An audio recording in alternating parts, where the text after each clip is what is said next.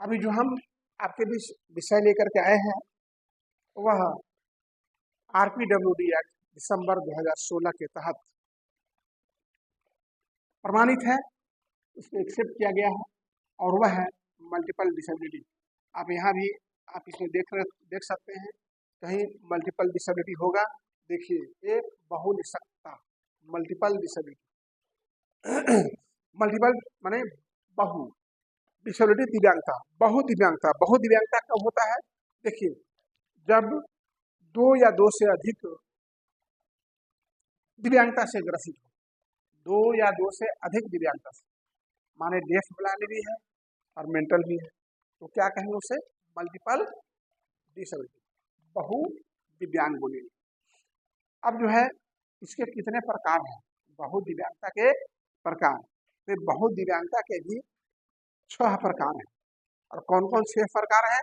तो देखिए श्रवण अक्षम दृष्टिबाधित, श्रवण और दृष्टि डेफ ब्लाइंडनेस हो गया। उसके बाद श्रवण ब्लाइंड एंड मेंटल। तीसरा दृष्टि मानसिक, इंटेलेक्चुअल के साथ साथ ब्लाइंड भी है। इसके बाद सीपी परमस्तिष्काघात, सीपी के बारे में हम बहुत डिटेल बताए, बहुत टाइप्स ऑफ सीपी, कितने प्रकार के परमस्तिष्काघात होते हैं। आप हमारे वीडियो को ठीक से देखिए, 2-3 वीडियो उस पर बना हुआ है। तो परमस्तिष्काघात जिसको बोलते हैं सीपी, सेरेब्रल पॉल्सी, इसमें पैरालिसिस होने के बाद हियरिंग भी लॉस करता है, स्पीच भी लॉस करता है, आई भी लॉस करता है, मेंटल भी हरास होता है और शारीरिक दिव्यांगता भी। तो ये सीपी दृष्टि से जो है आपका मल्टीपल डिसेबिलिटी में आता है। उसके बाद दृष्टि बाधित, श्रवण बाधित, motor fine motor growth motor ठीक से काम नहीं करता, तो ये भी आ गया आपका मल्टीपल डिसेबिलिटी।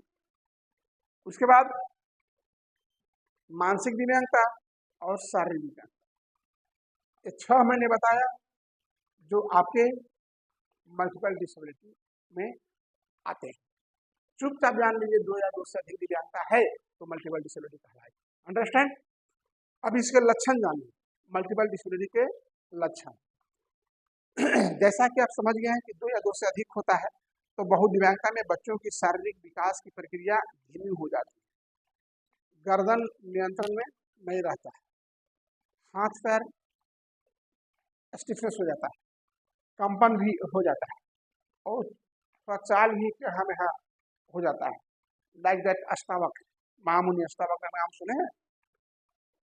उसके बाद उन लोगों का कई बच्चों में बवेल ब्लैडर कंट्रोल नहीं रहता है, शौच नियंत्रण नहीं रहता है, कुछ बच्चों को निगलने या खाने पीने की समस्या होती है। ऐसे बच्चे आसानी से कुछ सीख पढ़ नहीं सकते। इसके बाद अगर कुछ सीखते भी हैं तो बहुत धीमा सीखते हैं, यानी डेवलपमेंटल डिले होता है। कुछ बच्चे ऐसे होते हैं जो किसी घटना को बहुत ही अल्प समय तक याद रखते हैं, यानी कहने का मतलब है कि ऐसे लोगों में शॉर्ट मेमोरी होता है, माने कुछ याद कराए हैं या कोई घटना है तो बहुत कम देर तक उन्हें याद रहता है। इसमें भावनात्मक लगाव का अभाव होता है, जैसे भावनात्मक लगाव होता है ना, तो भावनात्मक लगाव ऐसे बच्चों में नहीं होता है। कार्य के छोटे छोटे चरण में सिखाने की अधिक समय लेते हैं, यानी बच्चों का सिखाना है तो उनको टास्क एनालिसिस करके सिखाना है। जैसे मैंने बताया बच्चों को मान लिया बटन लगाना है, तो बटन लगाने के लिए हम क्या करते हैं, उसको बोलेंगे हाथ को ऐसे करो, फिर उसको बटन तक हम ले जाएंगे, वो कस तक ले जाएंगे और तब कहेंगे उसको इन करो, फिर उसको इन करेगा, इन करने के बाद कहेंगे इसको खींचो और बटन को इधर खींचो, दाएं और बाएं खींचो, तब यानी उसको जो हम सिखा रहे हैं उसको टास्क एनालिसिस यानी कार्य विश्लेषण के द्वारा हम उन्हें सिखा सकते हैं।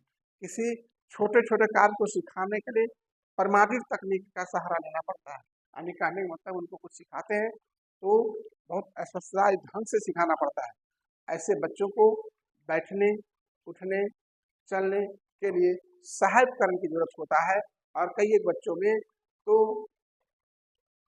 राइटिंग के लिए भी सहायक उपकरण की आवश्यकता होती है। जहाँ तक श्रवण बाधित है तो उनके लिए हियरिंग एड की आवश्यकता है, ब्लाइंड है तो ब्लाइंड गूगल्स की आवश्यकता है, और उनको एक स्टिक की भी आवश्यकता है। तो इन बच्चों को हमको विशेष देखरेख करना पड़ता है। तो आप समझ गए होंगे कि मल्टीपल डिसेबिलिटी क्या है और कितने प्रकार के होते हैं और इसके लक्षण क्या है। जय हिंद।